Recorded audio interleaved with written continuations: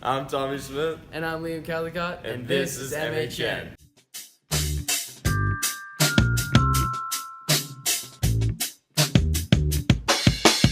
Good afternoon. Hello there, fellow Maynardians. And this is MHN News. Welcome back to MHN.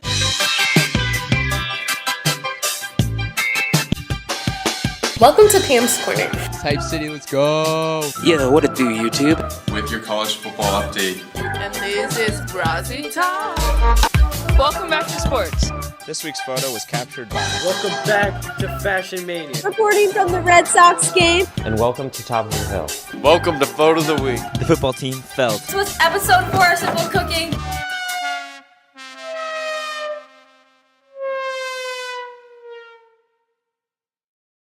Welcome back to MHN. Congrats on the first full week of school, Maynard High. Maynard is abuzz with activities as mid-September arrives. We'd like to say thank you to Mr. Ogden and Manege for getting Maynard High School state approved for a radio and TV production. Gillen has an all-new creepy segment for you guys.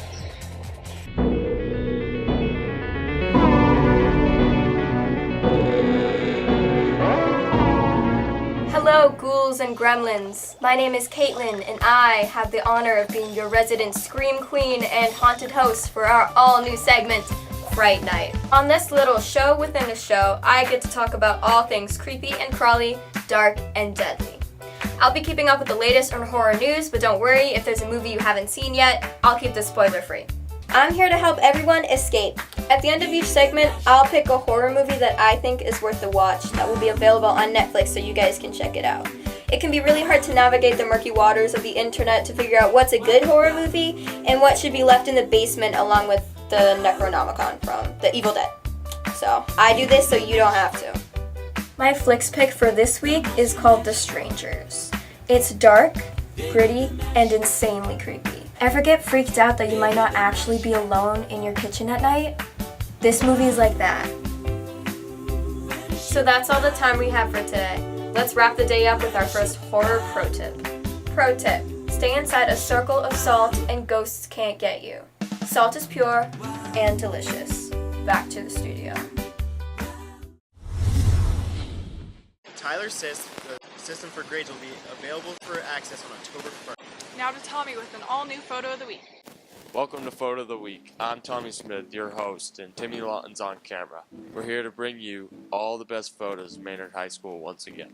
Our first photo, submitted by Emma Rubio, is a picture taken at the T in Boston. There are 3 subjects in the photo, and due to the bright background, the 3 subjects stand out perfectly. Our second submission, submitted by Will Price, is a picture of a unique sunset. The sporadic clouds and the bright sky are reflecting off the lake, making everything around it look exceptional. And our third and final submission, submitted by Betania, is a picture taken in the early morning. The tent in which it's taken out of provides a great natural frame to an even more captivating outside.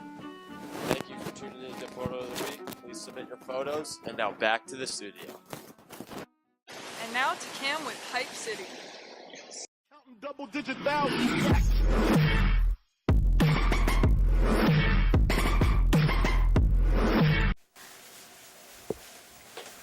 Whoa, didn't see you there. What up? Welcome to Season 4 of Hype City. I'm Cameron, your host, and welcome. We're going to bring you the biggest news, entertainment, and fashion of the week. This week in Hype City, a new album called Asteroid by Travis Scott has taken the first spot, according to Billboard. Second would be Scorpion by Drake, and third would be Queen by Nicki Minaj. Travis Scott's most famous song in this album would be Sicko Mode. It references his life in Toronto and how him and his gang would wander the streets doing illegal activities. The song's an absolute bop. No wonder it's the most famous in the track. We love keeping it real. On September 7th, Mac Miller passed away. He created extraordinary albums with songs in varying styles, such as Blue Slide Park and his later mixtape, Best Day Ever. Rest in peace, Mac Miller. Next, we have the beef of the year. Nicki Minaj and Cardi B were throwing hands and taking names at New York's Fashion Week party on Friday the 7th. These two started swinging it, and it took multiple security guards to pull them away from each other. Cardi B was scored away with a large bump on her eyebrow and happy smirk to match it. That's all we have today for Hype City, but catch us on the flip side for more from the hype world. Double-digit value.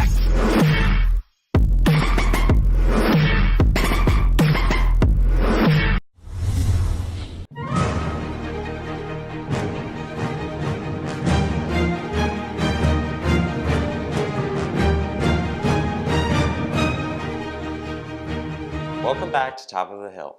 I'm your host, Max Ludwig, and this week we'll be talking about the results of the Democratic congressional primary in Massachusetts' 3rd District. In the largest primary in 20 years, following Nikki Tsongas' resignation, the race finished quite close. Gloria Trahan, a former senior aide for Congressman Marty Meehan, narrowly defeated Andover's Dan Coe, the former chief of staff for Boston Mayor Marty Walsh. The AP initially reported that Trahan won by 52 votes following the September 4th primary. Despite Trahan's victory speech in the early hours of the following morning, this slim margin prompted both campaigns to collect signatures in order to force a recount. Coe ultimately collected the 500 signatures of registered Democrats in the 3rd District, and the recount went forward.